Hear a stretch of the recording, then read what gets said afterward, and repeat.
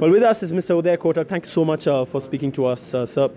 It's been an interesting time out here at Davos this time. There's been a record snowfall. There's been a Prime Minister of India who's come out here and tried to take a space that is meant usually for the global leaders, and India didn't have that earlier. Now we are one day after that speech, and you've had enough time to speak to enough people to get a sense of what the India response has been. Have we made that dent that we hope to make? I think the Prime Minister's speech has been perceived very positively by the global business community and media. And in specific, the one point which people are talking about is the focus on anti-protectionism. Okay. As a leader of the new world and a new India, Prime Minister's focus on saying protectionism is not good for the world. Yeah.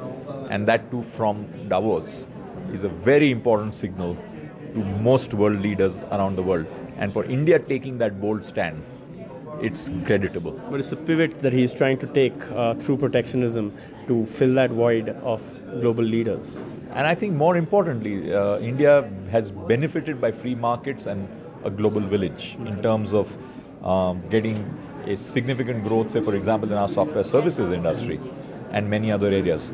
And therefore taking a position that protectionism is bad is a great position for India in terms of open markets at a time when I think you're going to see a potential trade war between America and China. Yeah.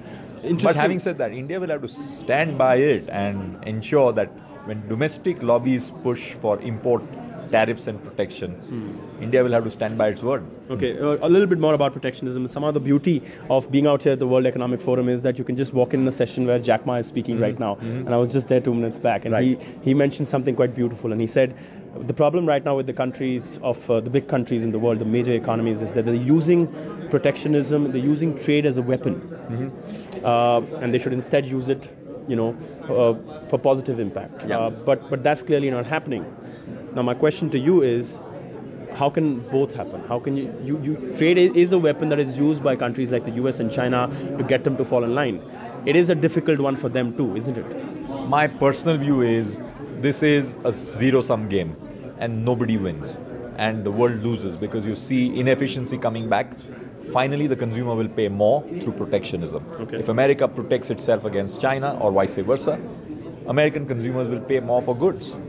And that is inefficiency and ultimately leading to a significant drop in global economic activity. Therefore, I think India can stand out and be true to its word that while we protect our country, we will ensure that we don't indulge in trade wars which destroy the world. Okay, I had a word with a source, and I'll say this just like that, because while there was great optimism after the Prime Minister's speech and interaction with global CEOs and Indian CEOs, there is an underlying concern still about whether the words are backing, or the action has been backed by words.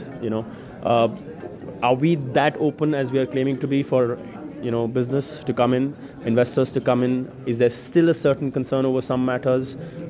What would you have to say? I look at it from the point of view of, say, the digital world. Okay, fair enough. Yeah. And we get customers for our digital bank account, which we call as 811. Yeah. A lot of our leads come from a Google, a Facebook in India. Yeah. Therefore, here is an Indian bank in Indian geography for Indian customers, and we are paying Google and Facebook because we are an open economy. You can't do that in China.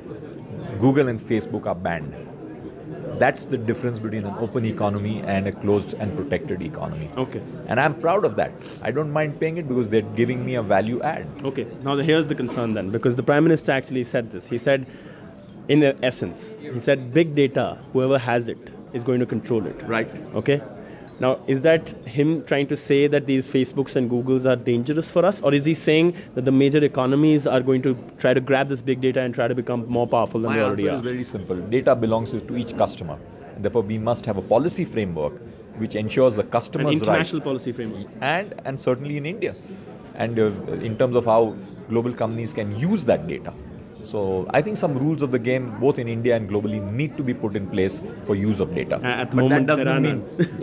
But that we have to be careful that it does not become a weapon for protectionism either. So there is a monopoly right now. There's a Facebook, there's a Google, there's Alibaba's, and there's Amazon's, and but in China, the monopoly is with the Chinese companies. Yeah, but like the position the Prime Minister was taking. That position was not about China. He was saying, the whole world is a family, and we must work together. So in that sense, how do we fix big data has to be belonging to each consumer anywhere in the world, and anybody using that data has to, number one, have approval, and number two, pay a price for that which belongs to the consumer.